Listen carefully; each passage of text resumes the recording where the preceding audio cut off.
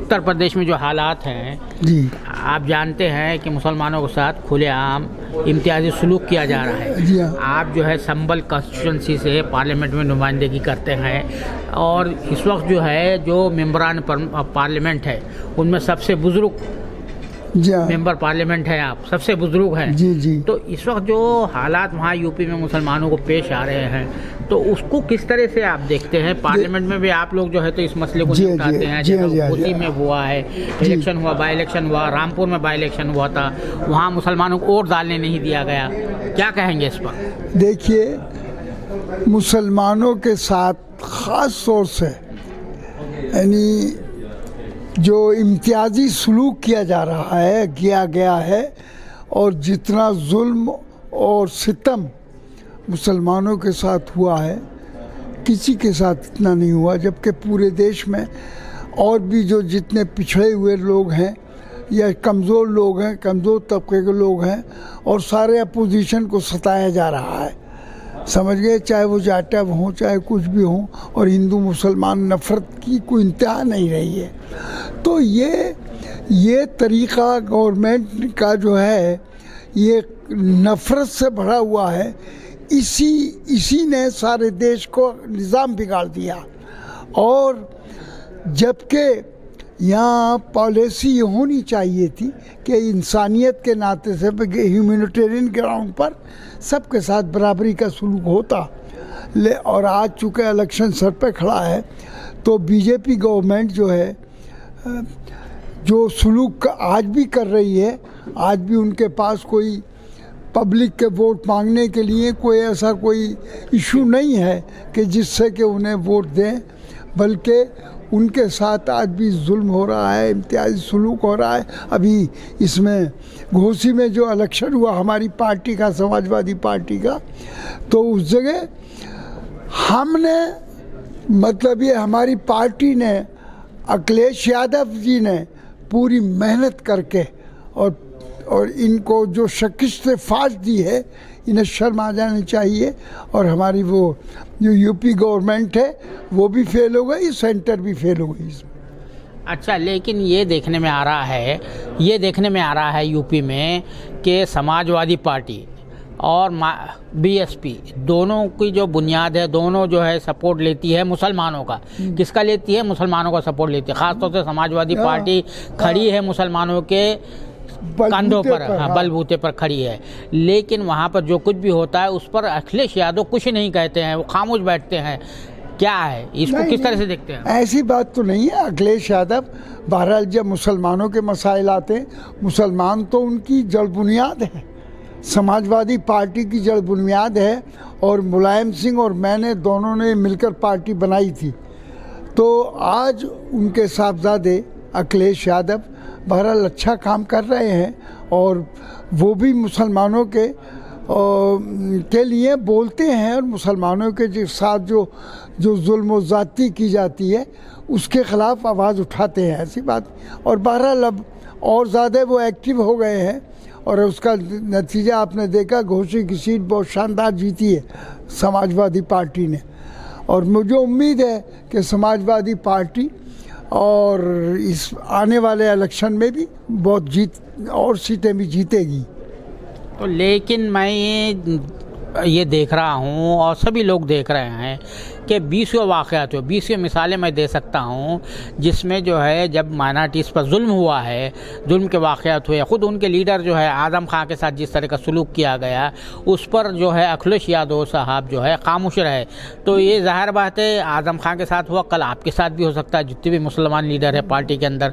तो ये जो है क्या उनको क्या डर क्या है? एक तो सेकुलरिज्म की पॉलिटिक्स करते हैं कहते हैं, लेकिन सेकुलरिज्म पर जब मामला आता है तो खामोश बैठ जाते हैं। नहीं, देखिए, जहाँ तक आज़म खां साहब था ना, वो हमारे दोस्त हैं और हमारी पार्टी के बहुत सीनियर लीडर भी हैं वो। और लेकिन आज उनके साथ जितना भी जुल्म, ये कोई समाजवादी ने थोड़े किया, ये तो गवर्नमेंट ने किया। हाँ, नहीं, वो तो बस वो बात सही कह रहा हूँ मैं, लेकिन खड़े रहना चाहिए था ना, पार्टी को उनके साथ खड़े रहना चाहिए था।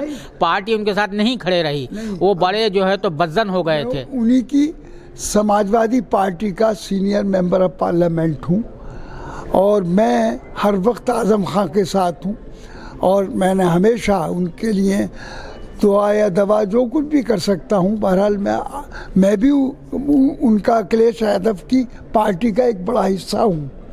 तो इसी तरीके से अखिलेश भी जब भी कोई ज़रूरत पड़ी है तो बहरहाल उन्होंने काम आए हैं और हिस्सा लेने की कोशिश की है। पार्टी को सपोर्ट करने की हमेशा उनकी नेचर भी है। वो हमेशा मुसलमानों के लिए भी और दूसरे लोगों के लिए जो उस पार्टी में रहते हैं, सभी किस्म के लोग हैं, लेकिन वो ऐसी बात नहीं कि उनके यहाँ कोई दुरंगी पॉलिसी नहीं है। आखिरी मेरा सवाल ये है कि ये इंडिया का जो अलायंस बना है, महाज बना है, यूपी में 2024 में इलेक्शन होने वाले हैं। आप जहाँ यूपी कह रहा हूँ मैं, हिंदुस्तान में इलेक्शन होने वाले हैं 2024 में, यानी अगले साल होने वाले हैं। तो आप जानते हैं कि यूपी से सबसे ज़्यादा बीजेपी को जो ताकत मिली है वो यूपी से मिली है। और यूपी को मंडल का गढ़ कहा गया था, लेकिन अब वो कमंडल का गढ़ बन गई है। तो ये जो है, ये जो कश्मकश है वहाँ पर, ये फ़िरका परस्ती वहाँ पे क्यों ज़्यादा हो रही है? क्यों लोगों को नहीं समझ में आ रहा है कि ये तो उनको जो है तो यानी एक तरह से जो है नहीं, समाजवादी भी बहरहाल अपोजिशन के इत्तेहाद के साथ है और अपोजिशन के इत्तेहाद के साथ ही वो इलेक्शन भी लड़ेगी। और मुझे पूरी उम्मीद है कि कोई इम्तियाजी सलूक हम नहीं होने देंगे, चाहे वो हमारी पार्टी हो चाहे दूसरी पार्टी हो। हम चाहते हैं कि इंसानियत के ग्राउंड पर हिंदुस्तान की सोसाइटी को या हिंदुस्तान को चलाया जाए। ये बीजेपी ने जो माहौल बेकार रखा है और जो कोई काम ऐसा नहीं किया जो देश के लोगों के गरीब लोगों के साथ किया, या जो पढ़े लिखे नौजवान हैं इधर उधर घूम रहे हैं तो उनके लिए तो कोई काम नहीं है।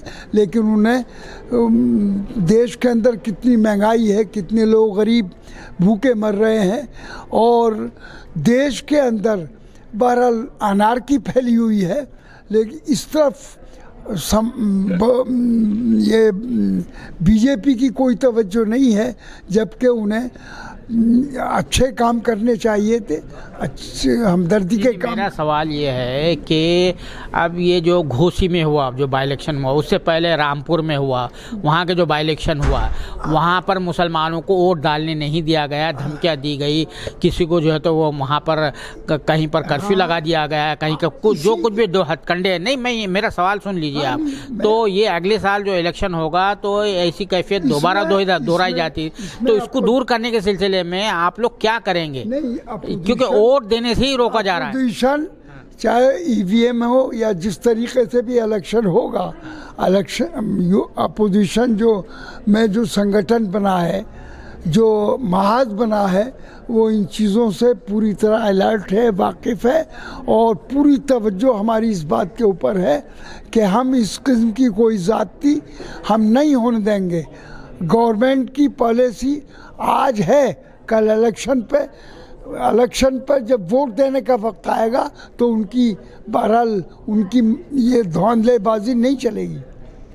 ठीक, ये थे शफीकुर रहमान बर्क साहब, जो समाजवादी पार्टी के रुकने पार्लियामान हैं, संभल से वो नुमाइंदगी करते हैं, पार्लियामेंट नुमाइंदगी करते हैं। उनका ये कहना है कि जैसा कि जो वाक़यात पेश आए रामपुर में और घोसी में जो इलेक्शन हुए थे, बाई इलेक्शन हुए थे, वहाँ पर मुसलमानों को वोट देने से रोक दिया गया था।